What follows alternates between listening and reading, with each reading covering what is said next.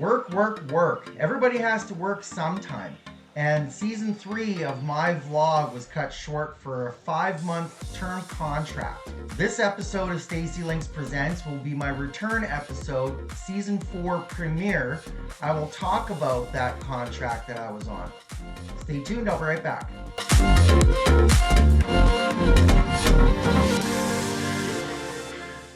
Alright, so welcome to my channel. I'm Stacy, and this will be my season premiere episode for season 4 of my YouTube vlog, where I will talk about the contract I was on for work for the last 5 months. So what I want you to do before I get started is go down below in this video and look for the subscribe button. Make sure it's gray. If it's red, click on it. Then you'll be subscribed to my channel. I have tips and tricks on makeup routines, fashion, jewelry, and product reviews you would love to see. Plus, I'm documenting my transition as a single parent and advocating for the LGBTQIA+ community. And if you're not following me on social media, make sure you go down below in the description of this video and look for the links for my Facebook, Instagram, and TikTok accounts, and go follow me on there. So I was on a 5-month work contract with Elections Saskatchewan. The team that I was on was the Voter Services Modernization Initiative. My sub-team was responsible for setting up and deploying and supporting electronic poll books to certain places in the province. The 7 biggest cities in Saskatchewan got these electronic poll books. In population descending order, it would be Saskatoon, Regina, Moose Jaw, Prince Albert, Swift Current, Yorkton, and North Battleford. And now we had received over 250 Pelican cases. These cases weighed about 40 to 45 pounds each. Each Pelican case contained 4 13-inch Lenovo laptops, 4 hand scanners, 4 power supplies, 2 power bars, and 2 extension cables. They also came with printers too, which we removed once we were getting inside the cases and started labeling. Now, I can't talk about any of the software that was used or any of the processes we went through, but I can describe the steps and certain things that we had to do. We had completed each step of the project fairly quickly, so we had quite a bit of downtime. So I got my hands on a server to upgrade my old server, and a lot of the times we were just sitting around waiting. I would be remoted in working on that server. However, I will go through the details of what we did during this project month by month. So I knew I had the job before the end of June, and I'd started making the announcement on social media at that point. My first day was on July 8th, and we still had to wait a little bit. I had a lot of reading to do. I needed to understand the project, and I needed to understand the procedures that they've developed for deploying and setting up the computers. So then we received the cases. They were shipped in on pallets. We had to wait for them to be delivered because the place we were at, it was different than the warehouse that Sask Elections uses to store all their election gear. But as the pallets came in, we started disassembling them and pulling the cases. We had to remove the printers from them because the printers will only be used if we had done Vote Anywhere in Saskatchewan. But because we were limiting the number of places that were getting technology, and also the fact they weren't using tabulators, we wouldn't be able to do a Vote Anywhere scheme with that. So then we began labeling, and after we labeled all of the systems, we started inventorying them so we can keep track of where everything is. In August, we were waiting for the go-ahead to install the systems. We had a specially crafted system image that was developed by the vendor that we were using for the software that we used, and we had to wait for them to have a finalized version with the software and everything configured before we could start imaging the computers. So once we got the go-ahead, we started imaging, and I think it took us about 5 or 6 days to do all the imaging, which wasn't bad. We were pretty much moving at a decent pace, and we weren't rushing it or anything. but we managed to get through pretty quick. Then after all that got done, September rolled around, and the first thing in September was the Train the Trainers conference. Everybody for Sask Elections who were the will-be trainers came to this conference to learn about the systems and to learn about the new procedures around the tech voting locations. On the Friday of the conference, we were required to be there to hand out practice computers to the trainers to Saskatoon and Regina, as well as the satellite cities were each getting a full case of computers. And then to end off September, the trainers were out training the returning officers to familiarize them with the new procedures and the technology. I got to sit in on one of these training sessions, so I got to see what kind of stuff that they were going to learn in the main training session that would happen in October. So October was a big month because October was the election month. The actual election day was October 28th, but in Saskatchewan, since the 2020 election, we have had a voting week set up. Traditionally, there would be advanced polling that would happen weeks before the election day, but now they're having an entire week's worth of voting the week before the actual election day. So October started out with a bang. We had the training conference for all the supervisory deputy returning officers as well as the deputy returning officers. These are the people who will be running the election. The SDROs are the ones responsible for every polling location.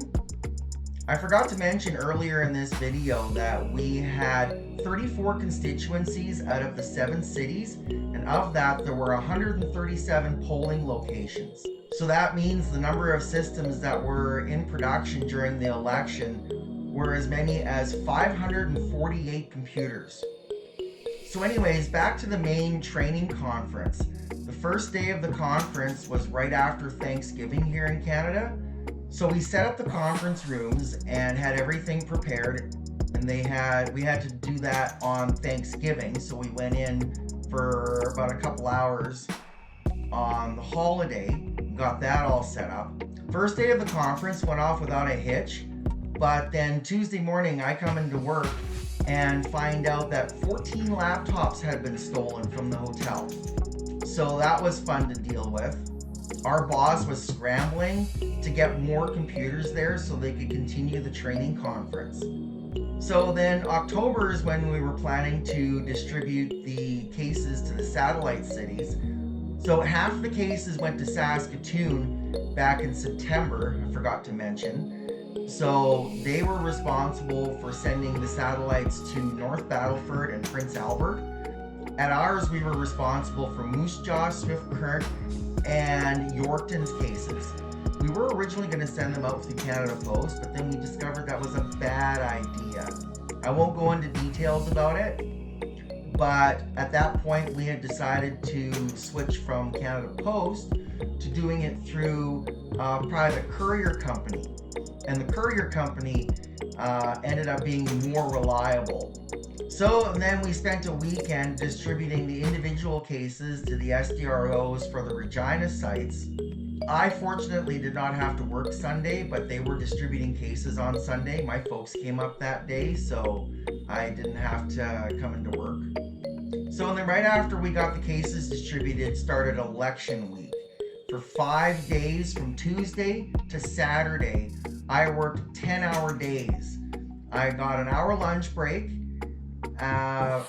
around lunchtime or shortly after, and then the company bought us all supper. At supper time, we were able to go into the lunchroom and grab food and bring back to the help desk room. So we kind of had a makeshift help desk going on where they had a bunch of us techs that were involved in the project, as well as some of the higher trainers that were originally, at the Train the Trainers conference and did majority of the training here in Regina. It was up and down for calls for the majority of the week. And then on Monday, the 28th, was the actual election day. Polls were opened up earlier and closed later because the e-poll books each had a copy of the electoral database on them, they were doing strike-offs and updating the centralized database in near real time. So we were able to keep track of the number of voters going through tech locations per minute. At about 4:30 on Monday, we noticed the numbers started to climb. They would go from 60 voters a minute, jump to 90, then to 110, and then 130, and 140. And about that point in time, we started being inundated with calls from voting locations all over the province looking for support and help in dealing with certain situations that they were having issues with. So as soon as I got off the call from one voting location, I would be receiving another call fairly quickly after that. So then they expected all the cases to be back that night, so I didn't have to work because of parental obligations. I said I couldn't stay late. And I had already pulled 11 hours on Monday after only one day off and working 5/10 straight pretty much.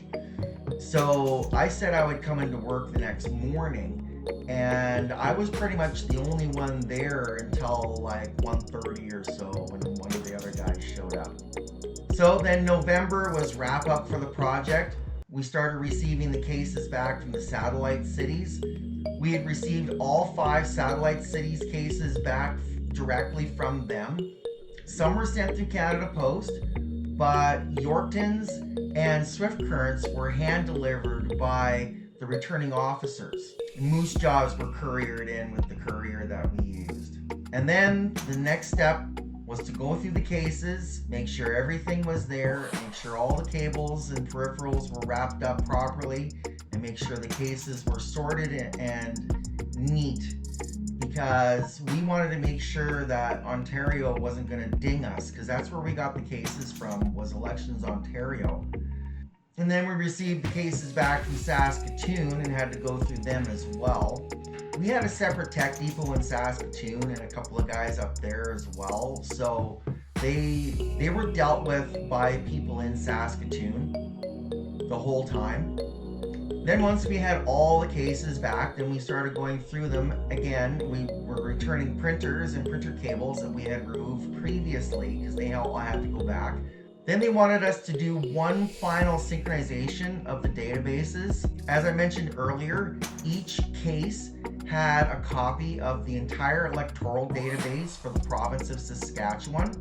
The reason they did that is because in case a rural voter moved into a constituency with tech, that they could just move that voter on the computer and allow them to vote right then and there, and not have to fill out the forms like they used to have to do and stand there for 20 minutes, half an hour waiting for them to get these forms filled out and signed.